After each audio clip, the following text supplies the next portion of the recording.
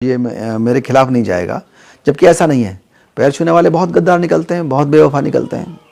पैर छुएंगे, बहुत लोग दामादों के पैर छू रहे हैं, लेकिन जिस दिन पता लगा कि झगड़ा हो गया, 498 का मुकदमा लिख गया, उस दिन फिर वो कहते हैं कि हमने पैर पूजे हैं, हमने सर नहीं। उसको जो छूने वाला वो तो बेवकूफ़ बनाने के लिए इस्तेमाल करता है, लेकिन जिसके छुए जा रहे हैं वो अपने आप में ये महसूस करता है कि अब मैं कोई देवता हो गया, या अब ये मेरे प्रति बहुत लॉयल है।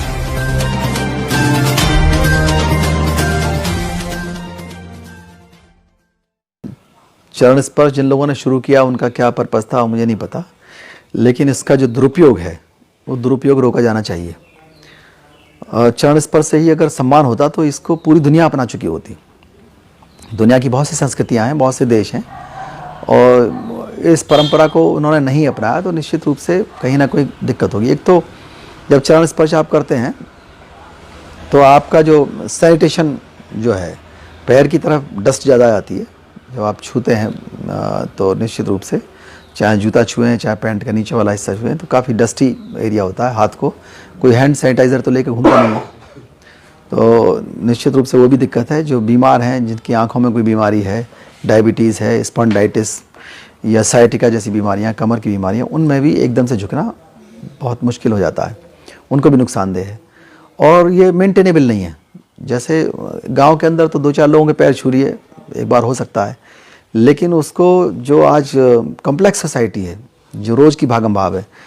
कभी आप रेलवे स्टेशन जा रहे हैं, कभी एयरपोर्ट जा रहे हैं और कहीं ना कोई जानने वाला मिल जाता है, आप जल्दबाजी में होते हैं और पता लगा आप उसका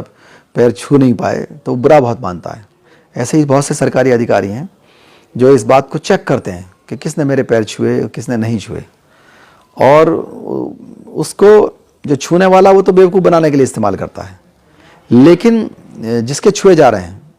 वो अपने आप में ये महसूस करता है कि अब मैं कोई देवता हो गया, या अब ये मेरे प्रति बहुत लॉयल हो गया, अब ये मेरे खिलाफ नहीं जाएगा, जबकि ऐसा नहीं है। पैर छूने वाले बहुत गद्दार निकलते हैं, बहुत बेवफा निकलते हैं।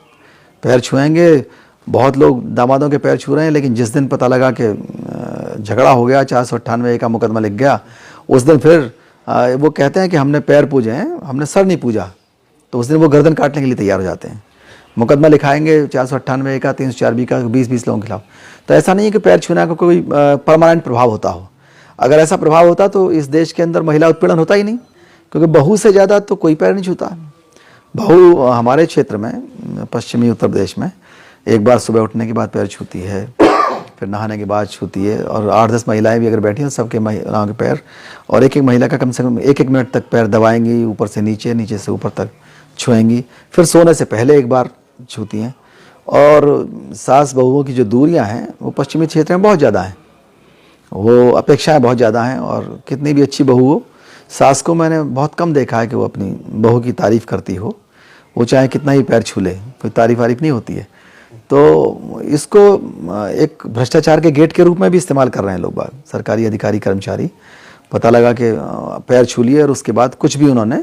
कह दिया, कुछ भी दे दिया, कुछ भी ले लिया, और एक ऐसा मूक समझौता जाता है लॉयल्टी का कि हम आपके प्रति लॉयल हैं, जबकि लॉयल्टी प्रोफेशन के लिए होनी चाहिए। जो हम बिज़नेस कर रहे हैं, जो हम काम कर रहे हैं सरकारी, उसके प्रति हमारी लॉयल्टी दिखनी चाहिए। व्यक्ति विशेष के लिए जो लॉयल्टी है वो टेम्परेरी है और उसका कोई बहुत ज़्यादा फ़ायदा नहीं मिलने वाला। मैंने देखा है कि वो लोग बड़ा नुकसान में रहते हैं, क्योंकि 10 बार पैर छुए और एक बार पैर नहीं छुए तो वो आदमी फिर खुंस निकालता है, कहेगा अच्छा अब तुम बड़े आदमी हो गए हो,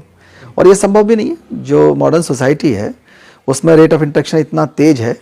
कि आपने जिसके छू लिए, मान लीजिए 4 सीनियर अफसर आपके सामने हैं, 4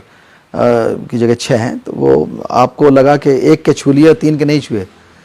तो वो तीनों तो आपके खिलाफ हो ही गए। जो एक पहले से था या नहीं था उसकी भी गारंटी नहीं। तो अगर ये कानूनी रूप से मना हो जाए कि ये इस तरह की परंपराएं आप व्यक्तिगत परंपराओं के रूप में लें और इसको सार्वजनिक जीवन के अंदर आप इस्तेमाल करते हैं, तो निश्चित रूप से ये एक भ्रष्टाचार की फॉर्म ही तो है, और इस पर डिस्कशन भी होना चाहिए, लोगों के और व्यू लिए जाएँ। लेकिन जहाँ तक मैंने देखा है इसका दुरुपयोग बहुत ज़्यादा हुआ है, और सरकारी जीवन में भी और गैर सरकारी जीवन में भी, महिला उत्पीड़न के लिए, कर्मचारी उत्पीड़न के लिए बहुत तरीके से उसका दुरुपयोग किया जा रहा है। और ये एक कहीं कहीं तो इसको स्पष्ट रूप से कहा जा सकता है कि पूरा भ्रष्टाचार का रूप ले लेता है। अपना चैनल, आपका चैनल, समाज का चैनल, देश का चैनल एनबी न्यूज 24/7 को आप लाइक करें, सब्सक्राइब करें और ज्यादा से ज्यादा इसकी वीडियो को शेयर करें ताकि हर खबर को मैं आप तक आसानी से पहुंचा सकूं।